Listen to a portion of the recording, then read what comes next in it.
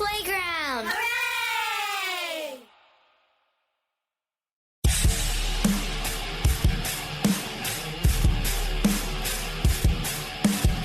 Hey, it's Jeff Zito and another episode of Celebrity Jobber. This is number 11. Is that bad luck? I think this is good luck because I'm going to tell you right now, I've been doing this for a long time. Obviously, I've talked to some pretty big celebrities, but, you know, I'm a human being and I'm fans of some people.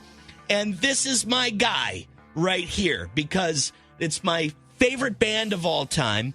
And I've had a chance to hang out with Brian Johnson of AC/DC on a few different occasions. And the guy is just such a super nice guy. I actually saw him at the Longboat Key Club in Longboat Key, Florida, which is just outside of Sarasota. One day, me and my whole family were having dinner there, and I spotted him out by the pool, and I grabbed my 9-year-old son at the time to go out there and say hello to him. And he's just such a cool dude. He's a nice guy, and like I said, I'm a human being. I'm a huge fan of AC/DC. There was one time in particular, I'll never forget this story. There's a two-part story. Number one, we're at this hurricane benefit concert in Florida, probably 10 or 15 years ago. I'm not sure. But I'm hanging out backstage with Brian Johnson, Cliff Williams from AC/DC, Eddie Money, and Brian Johnson starts rolling a joint. And I'm thinking to myself, oh, my God, I'm going to smoke a doob with Brian Johnson of AC/DC. And I just stayed quiet, and I hung out, and I was just listening to the conversation, not saying a whole lot. And here Brian is. He's rolling it up, and he burns the whole thing himself. He doesn't pass it around or anything. And I'm thinking to myself, wow, this guy's something else. He didn't even pass this thing around, didn't even faze him. Later on, I know this guy that I was neighbors with named Steve Luongo, who happened to be friends with Brian and on the John Entwistle Foundation. The late bassist for The Who has a foundation. He's a board member. And he said to me, he goes, it wasn't a joint. Did you notice? It didn't smell like a joint. Brian Johnson, he rolls his own cigarettes. So I was like, oh, okay, well, that's kind of funny. But during the sound check, it's Brian Johnson and Cliff Williams and these all-star players up there doing a sound check, and it's Back in Black. And me and Brian have been talking for a little bit backstage, and this is like the highlight of my life. I'm serious when I tell you this. I'm watching the sound check. They're playing Back in Black, and right as they go into the guitar solo, Brian says from the stage, and he's probably not going to remember this, but I'm going to remind him. He says, "How's it sounding out there, Zeets?" I guess I was Zeets to him that day. And I'm telling you, I felt like a child, and I could have just died and gone to heaven at that point in time. It was like one of the coolest experiences of my life. And here we are, talking to him today. I mean, listen, this guy came and replaced a legendary singer. Bon Scott passed away in 1980. They hire this new guy who just before he joined the band was doing vacuum cleaner commercials. I mean, Jesus, this guy all of a sudden becomes the lead singer of AC/DC and writes one of the greatest albums of all time, Back in Black. I mean, it was the number 2 best-selling album of all time for a long time. Now I think the Eagles' Greatest Hits and Hotel California and Michael Jackson's Thriller got him beat. But I'm telling you, Back in Black got to be top 5 best-selling album to date of all time. I mean, this is huge. Huge, man. So you don't usually go into a band and replace a lead singer and become more famous of a band. It doesn't happen that way. So, again, a lot of respect to this guy, and I'm going to have to calm down because I really sound like a real jabroni right now, a real fanboy. Get it together, Zito. What would have happened to this guy if he hadn't been the lead singer of AC/DC? Because he was doing vacuum cleaner commercials right before. Ladies and gentlemen, our guest this week on Celebrity Jobber, the one and only lead singer of AC/DC, Brian Johnson. Everybody Everybody loves somebody sometime. Oh, man, what a voice. I can't believe. sorry. Who could this be? Hey, Brian, what's up, man? Well, I'm doing good, neighbor. Yeah, man. I mean, I was just telling the story about how it was a few years ago at a hurricane fundraiser. Me, you, Eddie Money, Cliff Williams, all outside That's right. the back. That's right. That's right. And do you remember? I'll never forget. Eddie Money come on stage and he said, "And I'd like to send the next song out to my parole." My parole officer, and I just fell down laughing. Brian, I'll never forget two things about that night. Number one, I thought me and you were going to smoke a joint together with all those guys, and then I later found out from Steve Luongo that you rolled your own cigarettes.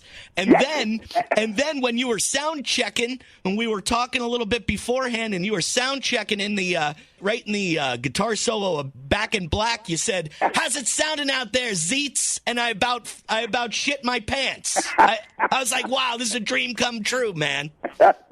So cool to talk to you.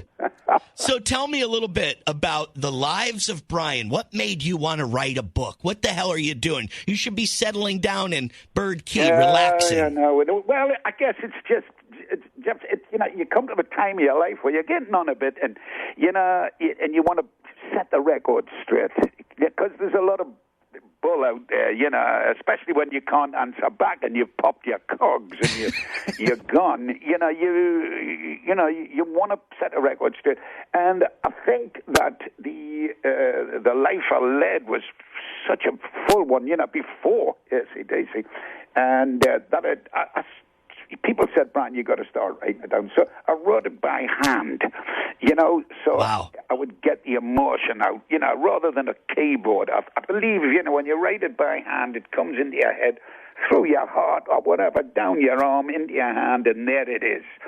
Wow. And I found it was just wonderful. In fact, I had to stop sometimes and just, you know, put it out. It was just too emotional. You know, so, and there were so many different things, and I wanted to inspire people to really just to say, you know what, you can't do this thing. I came from a terrible place, you know, it was, you know, the mining village, you know, and everybody was poor, you know. And you grew up in council housing, and I don't know what that is. Could you tell us a little bit about what council housing is? Project. Oh, okay. I'm stupid. Yeah, and... you know, when it was pretty tough. There was 17 of us in a 2-bedroom wow.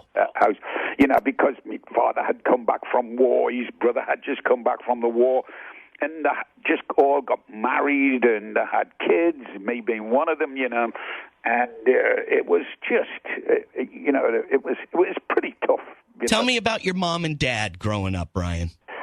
She was the lovely Italian lady that everybody loves. And my dad was an ex-sergeant major who was pretty bitter that he had to go and work as a labourer in a steelworks because nobody wanted sergeants anymore. You know, there was nobody left to go to war against, you know. And people used to call him Sir or Sergeant, and people just called him, "Johnson, get over here and do that." He wasn't a happy man, you know, but that was the way it was. You know, it's all soldiers. Once you're done, get out. We don't need you anymore. Right. It's not fair. And you guys over here look after your soldiers, great, you know, after they've left. Right. But in England, it wasn't the case at all. It was different. So he was a bitter man, but he was, you know, he was a kind man, you know. That's all I can say. He was a kind man, you know. So, but quiet. Wouldn't talk about the war, anything like that. And I remember going up to him once, and he heard me singing in the bedroom, and he came in and he said, "You like the sound of your own voice, do you?" And I said, "Well, Dad, I want to be a singer." He said, "You? A singer?" He said, "There's only one singer in this world. He's called Johnny Cash. And you are no Johnny Cash." The Man in Black. You became the Man in Black in some senses, didn't you? Yeah, I did. And, of course, and but that's the way he was, you know, the old man. that was the only way you could get out of this area was by being a good sportsman, Right. or being a musician if you were lucky. And the Animals were the only band really that had done it, that got out of there. And they wrote that famous song, "We Gotta Get Out of This Right, Place." man. Well, what if it wasn't for music, Brian? What if, I mean, did you ever think about if you weren't a singer in one of the most successful rock bands of all time, what would have you been? What would you have done? I don't know. Well, before that happened and all that, I was a draftsman, which is about as exciting as watching paint dry. But it was a job. And then I always had me band at night, in the clubs, and I thoroughly enjoyed that. I really did entertaining people. So I think whatever it would have been, I would have been out there to try to entertain people. Like the comedians are my heroes. Right. I mean, they're my heroes because I'm terrified to do stuff like that. And these guys walk on stage by themselves, and Jeff, they have to make me and you laugh. Right. I know. And I think it's just I think it's a wonderful thing. I wish I could have been that, but I didn't have the balls, really. So you were a draftsman, like an architect. Like, what were you drafting? Engineer. I did turbines. Oh, okay. Was that your first job, Brian? Yeah. That Wow. was my first job. I was, for power plants and all of this. I worked in the factory to learn to become, good with my hands, like a fitter, turner, inspector, and things like that. And then I went into the office. I was one of the youngest ones ever to go in there. I think I was only 20. Really?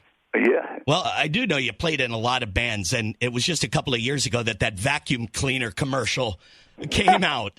And that was right about the time that you got the call, your big break. Can you tell me about that phone call when you became the member of AC/DC that you are? Okay, let me tell you first of all, Jeff, I did that advert 2 hours before I went to see AC/DC. No way. For the audition. Wow. It was the same day, and it was 2 hours, and that's the only reason I was in London, to get the money off that advert. Wow.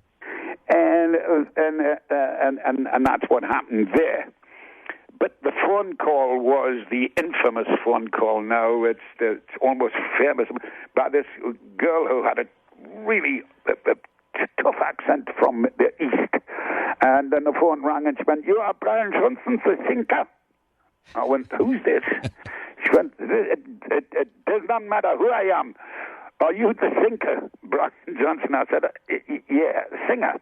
"Yeah, that's right. You must come to London immediately." I went, "What? Who for?" "This I cannot say. This is a secret." Wow. Who others said, "They are musicians band, and you will come immediately." And I was going, "No, I won't." Right. Bugger off. So I hung up on her. And then it rang again, and she went, "Why are you not coming?" I said, "Because I don't know who it is. It could be anybody." She said, "Oh," I said, "Give me a clue." She went, "Okay, I will give you the initials. It says AC und CDC." And I said, "You mean AC/DC?" She went, "Scheiße, I have said too much." and that was it. And I just went, "Holy Christ," I said, "Okay then." I said, "I'll see if I can come down sometime." So after that, I went down to do the Hoover advert. I mean, it's about as interesting as a barge pole, but that's what happened. But I'm telling you, the same day you're doing a vacuum cleaner commercial and then getting the phone call that you're going to be the new singer of AC/DC. I mean, talk about how your life changed from that point on. Well, it wasn't immediate. I got there and I sang 2 songs with the boys, and then I said after, it was magical. It really was magical. When I went in and they said, "Hey, you're a lad from the castle." I said, "Yep." And I said, we did Nutbush City Limit. Tina Turner, Nutbush City Limit. Right. And it was, as soon as they started playing, I just went, "Oh my God, these guys are the best." And then we did Holla Rosie. And then I just said, like, lads, thank you very much. Wait till I tell the boys in Newcastle that I had to sing with you. Right. They're never going to believe it. But thanks very much. And they said, where are you going? I said, well, I've got to drive home now. I've got to open the shop in the morning. I had my own shop then. And they couldn't quite believe it. And I said, no. And the tour manager went, you can't leave now. I said, well, I have to. So I'll give you a ring tomorrow. And he did. And then it got a little more serious. And then I went down again. And they put me up for the night. And the next call I got was from Malcolm, who said, do you want to come and do an album with us? Wow. And I said, sure. I said, where we're going? And he said, the Bahamas. I went, where's that? and in the Bahamas, Brian, you know, the stories. I mean, this is so incredible because the first album that you're recording with this band ends up being one of the greatest albums of all time. But in Compass Point, a lot of stories about how the lyrics to Back in Black came to you. Yes, it was. You know, it was a fabulous thing. Malcolm came, we got there, and it was a tiny little room with a little writing desk and a sink, a hand basin, and a toilet. That was it. And Malcolm came down, and he said, there you go. And he gave me a legal pad and a little cassette player, and he gave us a couple of pens. He said, right, there you go. He said, write the lyrics on there. He said, you can't write lyrics, can't you? And I said, I'll give it a shot. In the book, but like I'm saying, you've got to give things a try. You've got to. And I sat down and I went, right. And he said, it's called Shook Me All Night Long. Wow. And I went, boy, that's a long title. Okay. And I just, you know, the thing I love is cars, things, you know. So I wrote, she was a fast machine. She kept the motor clean. She was the best damn woman that I'd ever seen. And that's how it started. And as I said before, before I knew where I was at the bottom of the page. Wow, unbelievable. And it was done. And the next morning, Mutt Lang, the producer, said, come on up, Brian, let's see what you've got.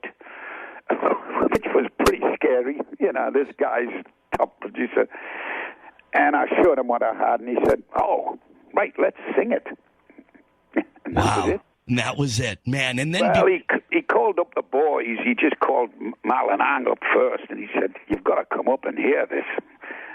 And I knew we'd done something good because Mal and Ang came up, and they're not emotional type dudes, you know what I mean? They're just, you know, they'll keep a straight face because they take it very seriously. And they just looked, and Mal just looked at me and gave us a little smile. He said, you're doing good. Wow. I said, thanks, man. You know, but I was too shocked and thing to take it all in because by the time I got back to the thing, Mal handed me the next cassette. He said, write some for that. And I was just, oh, wow. And, you know, and it was, I think it was about the fifth song. Mutt Langer saw me on the end of the bed, and he'd seen us for breakfast. He said, are you all right, Brian? You don't look too, you're chipper. And I said, I think I've just run out of lyrics. You know, and I know I've got another 5 to do. And he went, well, just relax. Just take it easy. And just then, there was a thunderstorm. You know, I'd never seen tropical weather before. Right. Okay, Jeff, this was like you guys living here. We've seen it all. You know it now, yeah. Yeah, and we were right on the beach in this thunder, and I said to Mutt, I said, that sounds like a naval battle. I mean, that is really loud. And he said, oh, it's called Rolling Thunder. And I went, what? He said, Rolling Thunder. I said, yeah, write that down. and then it started to rain like I've never seen before in my life. I mean, real tropical torrential rain. And then the wind picked up. Almost like a hurricane, you know, this, and then there was all this lightning in the sky. So, you know, the rolling thunder, pouring rain coming on like a hurricane. And what I'd done is write the weather forecast for the next. But at the same time, it was the first verse of Hell's Bells. Yeah, that's right. Unbelievable. What's going through your mind when you're performing as the lead singer of AC/DC for the first time? Bon Scott's passed away tragically. People in the audience holding up signs, rest in peace, Bon. What was going through your mind during that time? Well, I remember, getting ready to go on, and it had been delayed at least 45 minutes because more and more people were coming. And it was one of these modern buildings where they could move it out, move the walls out, let more people in. And at the end, it was only supposed to be 2,000 people to try the songs out. There was 5,000 in by the time we got on stage. Oh, man. And this was before cell phones or anything like that. Right. It was by word of mouth, regular phones. And I remember sitting there very nervous in the back, trying to remember the words of all the new songs that we were learning, and the new songs from Back in Black, which wasn't out then. Right. It wasn't even out. And and I remember walking towards the side of the stage, and there was this white, the doorway with the lights, and it reminded us of the doorway of the aircraft when I did my first parachute jump. Wow. But this time there was no parachute. It was just me. Yeah. Oh. And walked out there to this tremendous roar. And you were right, there was all these wonderful placards up, Born R.I.P.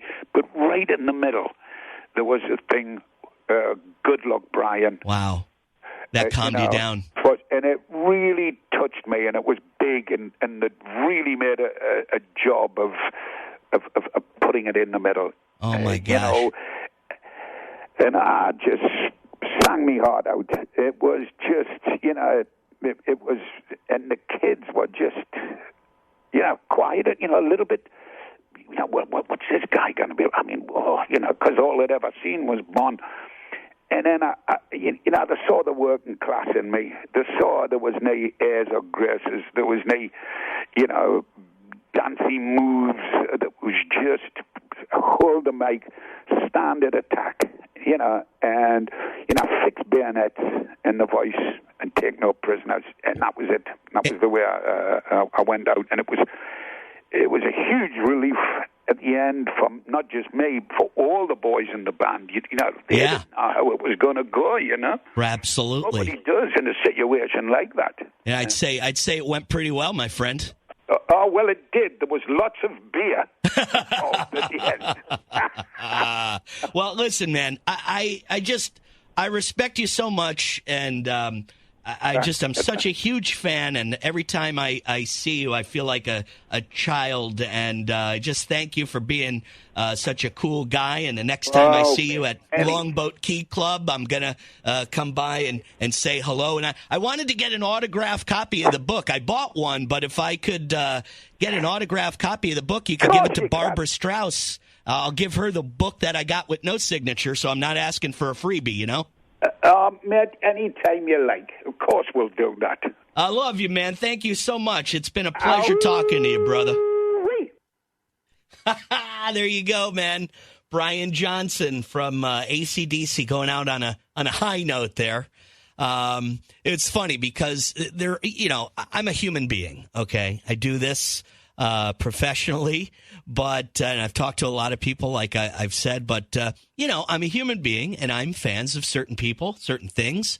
AC/DC is one of them. My favorite band of all time, and I love Brian. I've been able to hang out with him on a couple occasions, and I feel like such an awkward person, like when I'm speaking to him, because I can't get out of my mind, buying the albums, Back in Black, Who Made Who, and listening to them and how old I was at the time. It takes you back to when you were a little kid. And now you have, not a relationship with the person, but you have a conversation, you have a reason to speak with them, and all of a sudden it turns back to when you were a kid. I was watching Howard Stern the other day, another big one in my life. I'd never had an opportunity to talk to him. I probably don't want to talk to him because I think he would probably be like, all right, kid, why don't you, a 47-year-old kid, why don't you,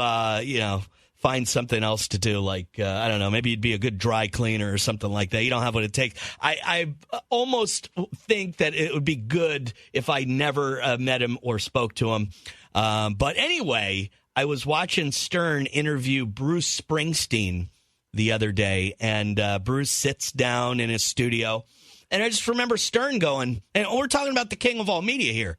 He's going, wow, I'm 2 feet away from Bruce Springsteen right now. I got to tell you, I'm starstruck. And that meant a lot to me. I was like, wow, okay. So it happens. It happens to even Howard Stern. And that's what you heard with Brian Johnson from AC/DC, a new book out. It's called The Lives of Brian. He is an interesting guy, as you heard, a draftsman. Drafting turbine. That sounds like it could have been quite profitable if he kept that up. Obviously, not as profitable as selling all the albums that he sold with AC/DC, mainly Back in Black, one of the greatest albums of all time. I'm sure designing or drafting turbines, probably not as good of a gig as being a primary writer for the album Back in Black with AC/DC. But anyway, he said he liked to entertain. I know he played in a lot of bands, so he was musical, but you got to check out the Hoover vacuum cleaner commercial that he did the same day he basically got the call from AC/DC. I think that was incredible. So I don't know, maybe he would have been in the music business. Maybe he would have been a draftsman. He said he was, working in that factory. Who knows? Doesn't seem like there was a lot of opportunity where he was in Newcastle growing up. And, of course, growing up the way he did. I had no idea what council housing was. The projects, I felt like a big dope. But, 17 people in the house doesn't seem like there was a whole lot of opportunity coming his way. And look at him now. Pretty incredible story. Brian Johnson, the draftsman? Nah, I kind of like it better as the lead singer of one of the greatest rock bands of all time, AC/DC. Unbelievable. Online, I'm on Instagram, Jeff Zito, the Jeff Zito on Twitter. And, of course, please leave me a comment, a rating up on Apple Podcasts or wherever you pod. This has been another episode of Celebrity Jobber. I'm Jeff Zito. We'll see you next week. Thanks again for listening.